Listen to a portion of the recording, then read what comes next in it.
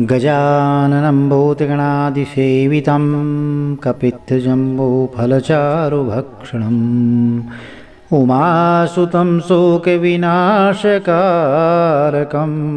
नमामि विघ्नेश्वरपादपङ्कजम्। ओम नमः शिवाय। दोस्तों, हर हर महादेव।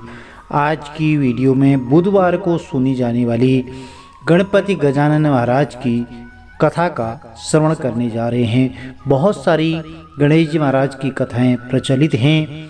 कथा को हमें एकाग्रचित्त होकर के सुनना चाहिए और कुछ न कुछ प्रेरणा अवश्य लेनी चाहिए।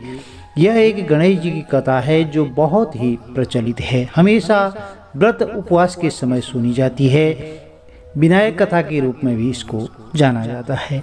चलिए कथा का श्रवण करते हैं। एक बार गणपति गजानन जी महाराज जी पृथ्वी के मनुष्यों पर परीक्षा लेने का विचार किया।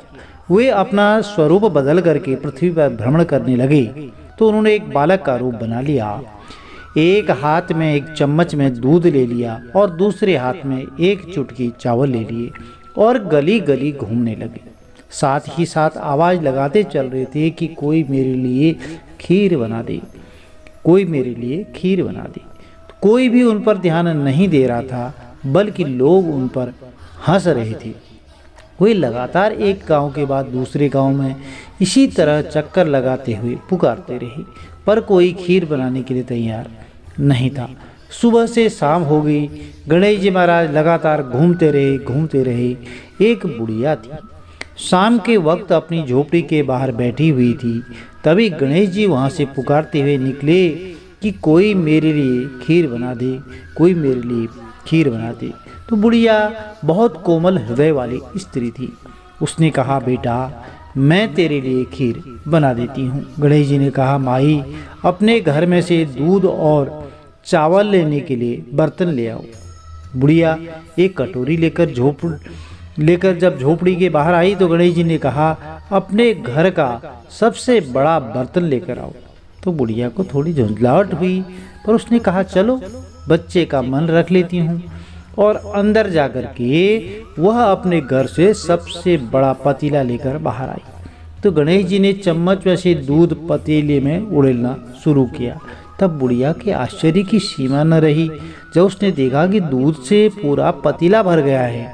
एक के बाद एक बर्तन झोपड़ी से बाहर लाती गई और उसमें गणेश जी दूध भरते चले गए।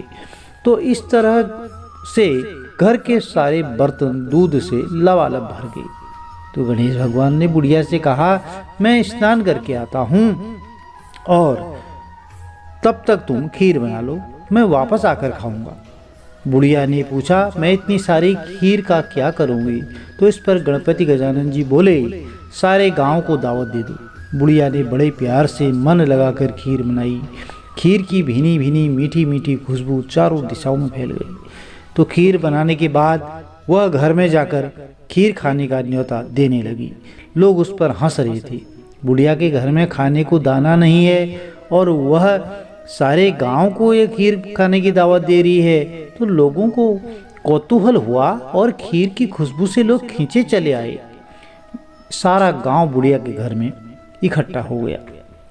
अब जब बुढ़िया की बहू को दावत की बात मालूम हुई तब वह सबसे पहले वहां पहुंच गई। उसने खीर से भरे पतीलों को जब देखा तो उसके मुंह में पानी आ गया। उसे बड़ी जोर से भूख लगी हुई थी। उसने एक कटोरी में खीर निकाली और दरवाजे के पीछे बैठकर खाने की तैयारी करने लगी।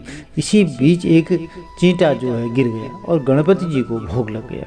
वो प्रसन्न हो गए। अब पूरे गांव को खाने की दावत देकर के बुढ़िया वापस अपने घर आई तो उसने देखा बालक वापस आ गया था। बुढ़िया ने कहा, बेटा खीर तैयार है, भोग लगा लो। तो गणपति जी बोले, माँ भोग तो लग चुका है, मेरा पेट पूरी तरह से भर गया है, मैं तृप्त हूँ, अब तू खा, अपने परिवार और गांव वालों को खिला। बुढ़िया ने कहा, यह तो बहुत ज्यादा है, सबका पेट भर जाएगा, इसके बाद भी यह बच जाएगी, तो उस बची खीर का मैं क्या करूँगी? तो इस पर गणेश जी बोले, उस बची खीर को रात में अपने घर के चारों कोनों में रख देना। ठीक है, बुढ़िया ने ऐसा ही किया। जब सारा गांव जी भर के खा चुका था तब भी ढेर सारी खीर बच गई। उसने उसके पात्रों को अपने घर के चारों तरफ रख दिया। सुबह उठकर उसने देखा क्या हुआ है, तो पतीलों में खीर के जगह पर जो है हीरे जवाहरात और मोती भर गए हैं। वह बहुत खुश हुई, उसकी सारी दरिद्रता दूर हो गई और वह आराम से रहने लगी। उसने गणपति जी का एक भव्य मंदिर बनवाया और साथ में एक बड़ा सा तालाब भी खुदवाया। इस तरह उसका नाम दूर दूर तक प्रसिद्ध हो गया। उस जगह वार्षिक मेले लगने लगे। लोग गणेश जी की कृपा प्राप्त करने के लिए उस स्थान पर पूजा करने और मान्यताएं मानने के लिए आने लगे।